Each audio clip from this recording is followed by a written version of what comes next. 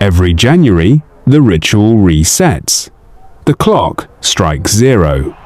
The solitary hand of a stopwatch sets the circle in motion. And here we are, a new season, new voices, new challenges, in the only sport where a single race can define an entire year before it has even found its footing. This is not just a race. This is a declaration. 42 cars, 4 classes, 24 hours. One place on Earth where all of it happens at once. This is the 64th Rolex 24 at Daytona. The week begins, as it always does, with the roar before the 24, 3 days of testing, from January 16 through 18 at Daytona International Speedway, where every team arrives with something to prove, something to learn, and a car full of new ideas that may or may not survive contact with 705 race laps. This year, teams arrive carrying aerodynamic upgrades built around IMSA's Evo and Joker system, a regulatory framework designed to balance and reset performance across all 4 LMDH manufacturers: Acura, BMW, Cadillac, and Porsche. Motorsport. New splitters, revised diffusers, compound curves where there were once flat panels. The engineers call it evolution. The drivers feel it in the first corner of the first lap. New splitters, revised diffusers, bodywork that breathes differently at 200 miles per hour. The details no television camera will ever catch are the ones that decide championships. Michelin arrives at Daytona with their own story to tell.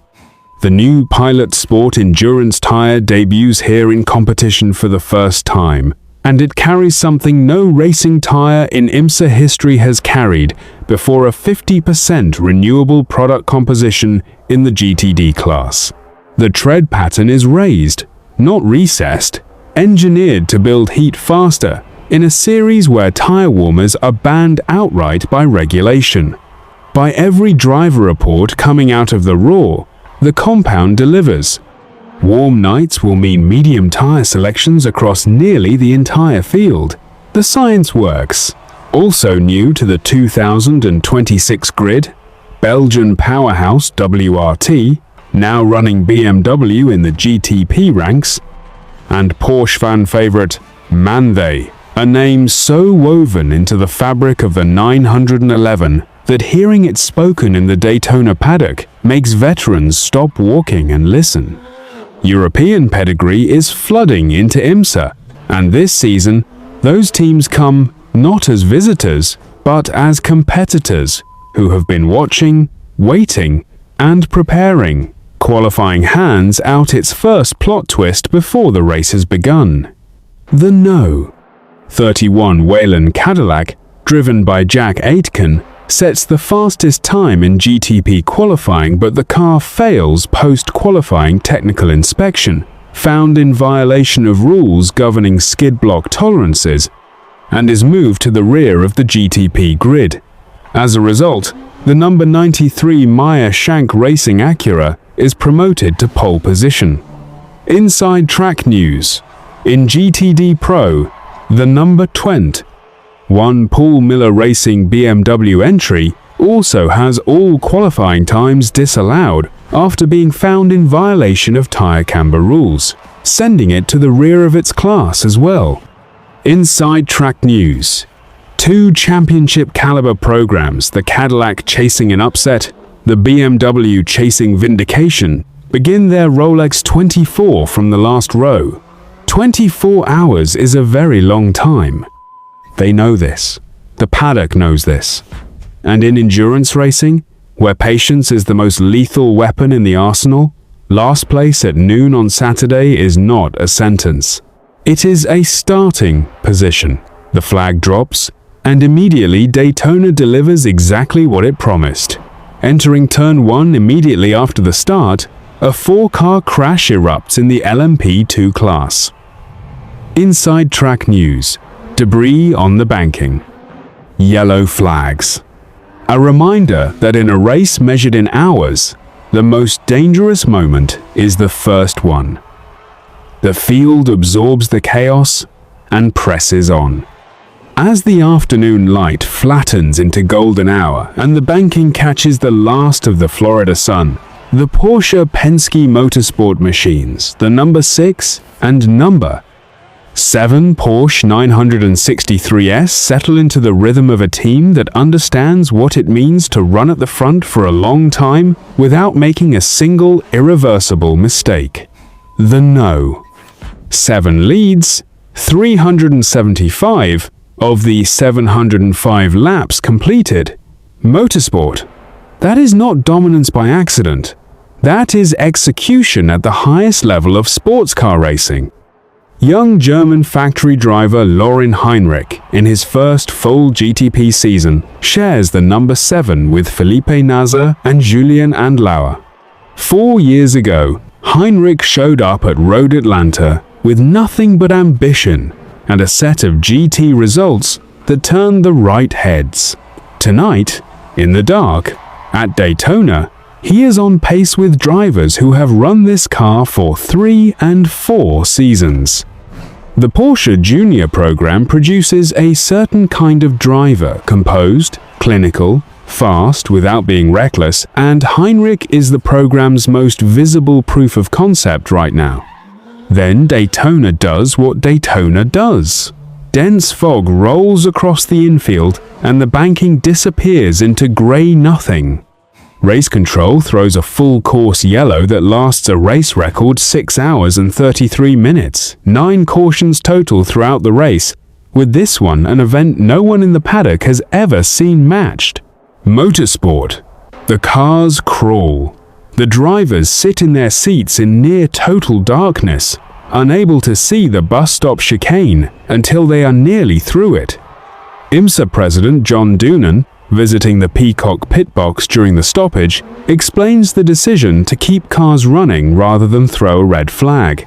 The concern that stopping sensitive race engines in heavy moisture, combined with sporting regulations around drive time, makes a rolling caution the more responsible call.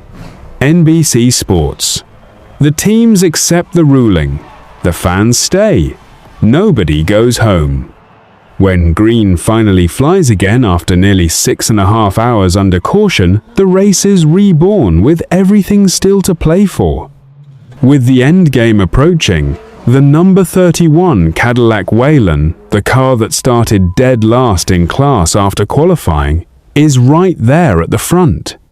Jack Aitken, sharing with Earl Bamber, Frederick Vesti, and NASCAR Cup Series rookie Connor Zilisch, has driven one of the great comeback arcs in recent Rolex 24 history. The chase is real. The math is terrifying for Porsche. With 21 minutes remaining, Aitken has a run on Nasr for the overall lead into. Turn 1, he dives inside, and Nasr throws a massive block to hold position. Wikipedia. 3 minutes left. Nasr opens the gap. The number 7 does not look back. Felipe Nasr crosses the finish line 1.569 seconds ahead of Jack Aitken, completing a historic three-peat for Porsche Penske Motorsport, only the third team in Rolex 24 history to win 3 consecutive overall victories, joining Chip Ganassi Racing from 2006 to 2008, and Wayne Taylor Racing from 2019 to 2021. Motorsport NASA joins fellow Brazilian Helio Castroneves as the only drivers to win the Rolex 24 overall in 3 consecutive years. Motorsport the No. 24 BMW M Team WRT rounds out the podium in 3rd, a strong debut statement from one of European motorsport's most respected organizations. The other classes deliver their own final lap drama. In GTD, Philip Ellis in the number 57 Winwood Racing Mercedes AMG GT3 and Nicky Thiem in the number 57. 44 Magnus Racing Aston Martin. Vantage trade contacts side by side past the start-finish line with 10 minutes remaining, before Ellis holds on to win by 1.367 seconds. Motorsport the No. 1. Paul Miller Racing, BMW M4 GT3 Evo, sent to the back of GTD Pro after qualifying, wins its class outright, with drivers Neil Verhagen, Connor De Filippi, Max Hess, and Dan Harper. Motorsport CrowdStrike Racing by APR claims LMP2 with George Kurtz, Alex Quinn, Toby Sowery, and Malthy Jacobson, the team's first Rolex 24 overall win after finishing second twice, including a photo finish last year. Daytona International Speedway announces an all-time record attendance for the 64th Rolex 24 at Daytona. Motorsport Roger Penske, who turns 89 next month, and whose team notched its first win at this very venue back in 1,966 inches, a GT class race, stands in victory lane for the third straight January. For Team Penske's 60th anniversary season, there is no more fitting beginning. Motorsport, in the paddock, Laurin Heinrich does not have the words right away. He finds them eventually something about goosebumps, about obligation, about everyone in the world deserving to feel exactly this at least once. In the motorhomes and garages, exhausted crews who have not slept in 40 hours are popping champagne. In the infield, fans who camped all weekend are cheering people they will never meet for achievements they will remember for decades. The Rolex 24 does not ask if you are ready. It does not negotiate with fatigue, with fog, with a technical infringement in post-qualifying inspection, or with 24 years of trying and never quite finding victory lane. It simply runs. From Saturday afternoon to Sunday afternoon, day into night, into morning, into the checkered flag, it runs without pause and without mercy.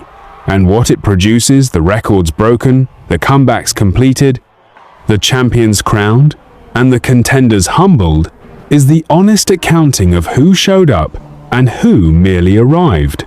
On the 25th of January 2026, at the World Center of Racing, the IMSA WeatherTech Sports Car Championship found its first answer of the season. The next question gets asked on the 21st of March 2026 at Sebring International Raceway for the 12 Hours of Sebring. Win the weekend, then do it again.